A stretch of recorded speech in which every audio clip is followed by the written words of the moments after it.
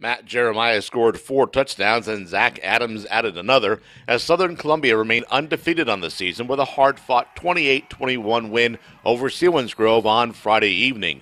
The Seals led 14-7 after the first quarter, but it was Jeremiah getting this 13-yard pass from Nick Becker to tie the game at 14-all at the half.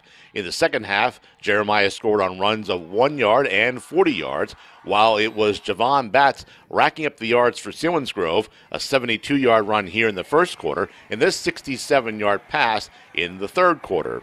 Despite his team's overall effort, Southern head coach Jim Roth still found things that they have to work on heading into this weekend's playoffs. To say, the biggest negative, biggest disappointment was our tackling. I just felt we should have been more aggressive, and we should have tackled with more confidence. It just seemed like, with bats in the open field, we were tentative, and you can't do that.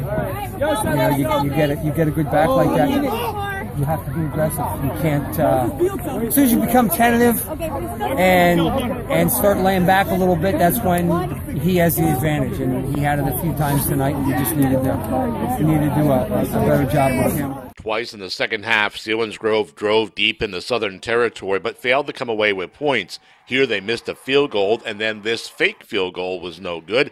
And on the final drive of the game, with seconds remaining, they were intercepted, sealing the win for Southern. Afterwards, Selinsgrove head coach Dave Hess was still very pleased, despite the second half miscues, with the way his team played on Friday night. This whole game can be used as a building block for the playoffs. This is, again, we got big game experience here tonight against a fantastic football team that other teams did not get, and that is going to pay huge dividends for us in the playoffs.